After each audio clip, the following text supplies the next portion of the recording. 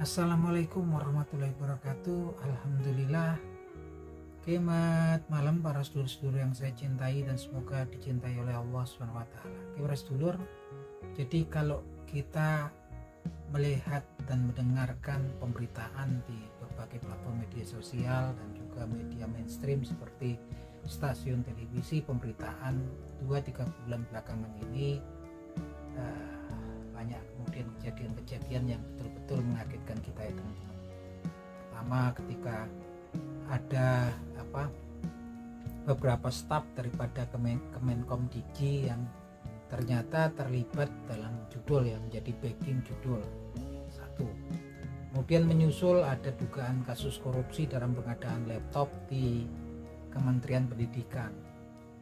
Nyusul gak lama kemudian ada dugaan korupsi penyelewengan ya teman-teman dalam pembagian kuota haji di kuota haji tahun 2024 di Kemenak, di Kementerian Agama. Dan terakhir kemarin yang lebih tragis lagi ada dugaan korupsi terkait dengan pemerasan dalam penerbitan sertifikat K3 di Kemenaker ya teman-teman. Nah ini memang kejadian-kejadian yang betul-betul luar biasa sekali, bikin kita semua geram, bikin kita semua juga kesal, bikin kita semua juga yang ngeri juga gitu kan, dimana mental-mental orang yang kemudian berada di posisi kekuasaan yang harusnya memberikan support, bantuan kepada bangsa negeri ini dan masyarakat negeri ini yang memang saat ini mengalami kesulitan ya pastinya. Banyak yang mengalami kesulitan, banyak yang kena PHK, banyak yang usahanya macet, banyak daya beli masyarakat pun menurun. Justru mereka ini mengambil keuntungan di kala masyarakat masih menderita.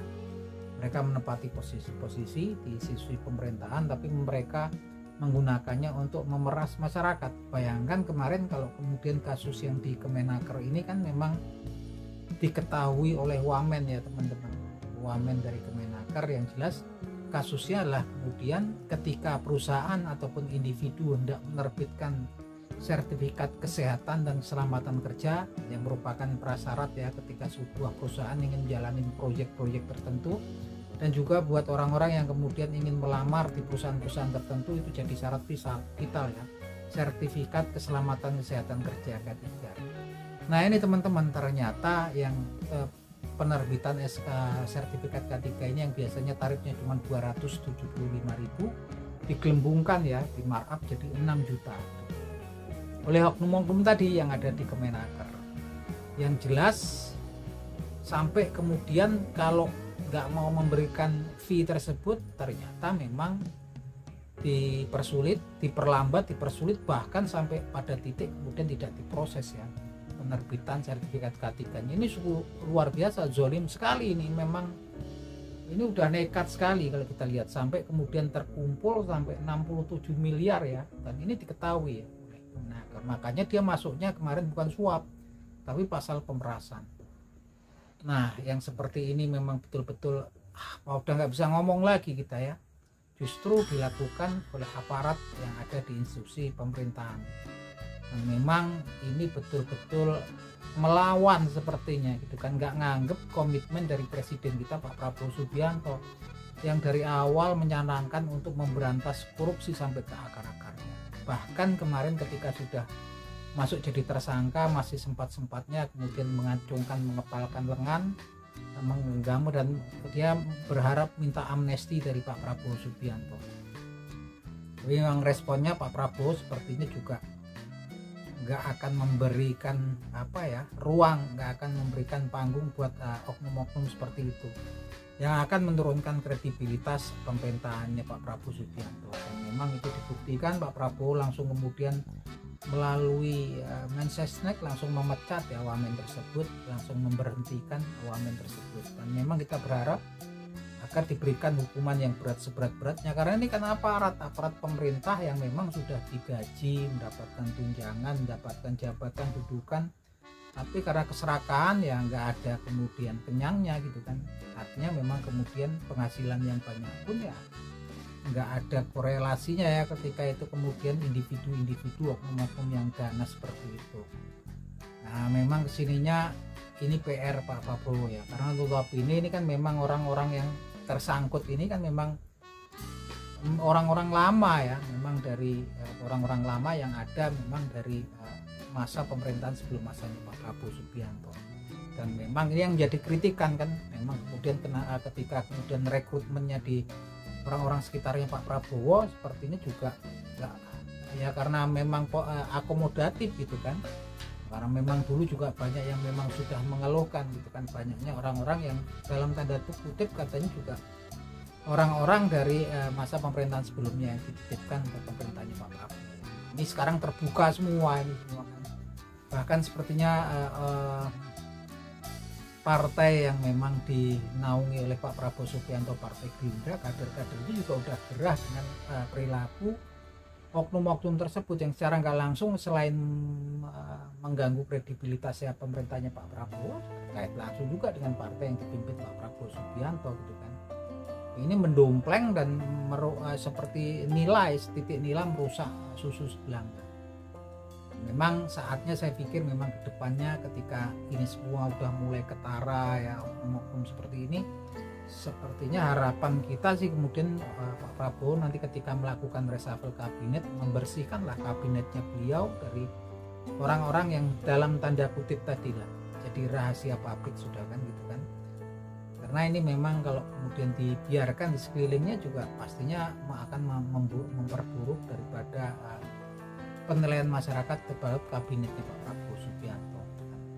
Dan saya pikir memang udah saatnya gitu kan, karena untuk kemudian menaikkan kader-kader Partai Gerindra yang Pak Prabowo pastinya udah ngerti lah gitu kan kredibilitas mereka sebagai anak asuhnya Pak Prabowo di partai, agar diperbanyak memang yang kemudian berpotensi dan memiliki kemampuan gitu kan. Dan yang jelas ketika dari Gerindra sendiri kadernya Pak Prabowo selain lebih tahu, mereka sendiri juga pastinya dipastikan orang-orang yang loyal. Karena kalau nggak loyal ini berbahaya sekali ya gitu kan. Pergerakannya ini memang kemudian selain merusak kredibilitas pemerintahan Pak Prabowo, juga kita nggak tahu ketika nggak loyal ini bahaya gitu kan. Apa yang terjadi di PDIP pastinya akan jadi pembelajaran untuk Pak Prabowo Subianto. Dan ketika orang bilang kemudian dulu ada isu namanya matahari kembar atau dualisme di kabinetnya Pak Prabowo, di mana sebagian menteri yang harusnya memang loyalitasnya langsung ke presiden saat ini diperintahkan juga ternyata ada dualisme katanya ke orang yang lain gitu kan.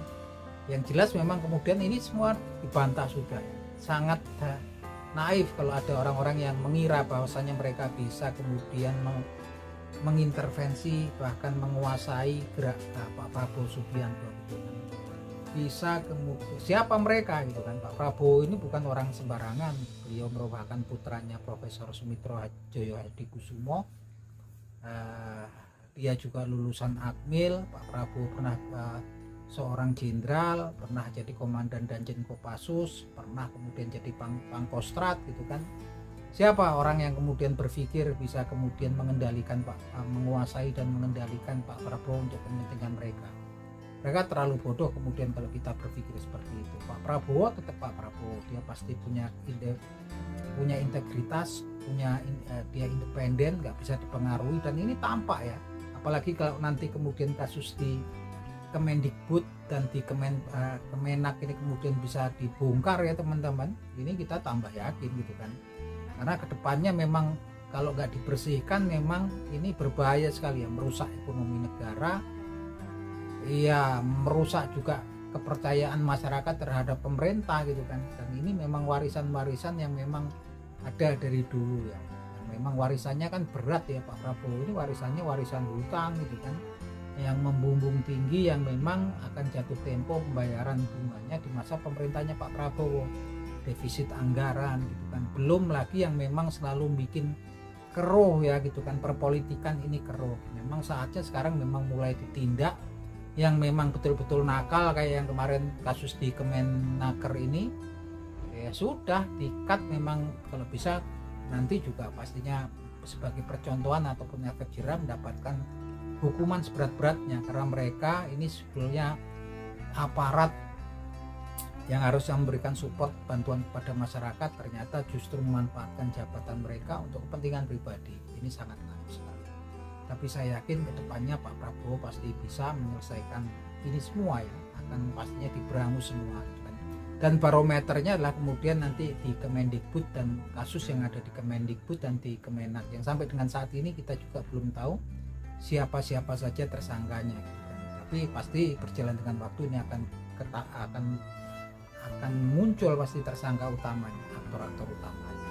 Kalau itu memang kemudian bisa kemudian terbongkar, tambah yakin masyarakat kredibilitas Pak Prabowo Subianto, kredibilitas semakin meningkat di mata masyarakat. Itu menurut analisa saya, teman-teman. Kalau teman-teman punya analisa sendiri tentang apa yang terjadi saat ini, monggo silahkan tulis di kolom komentar. Nah itu aja teman-teman obrolan kita di malam hari ini.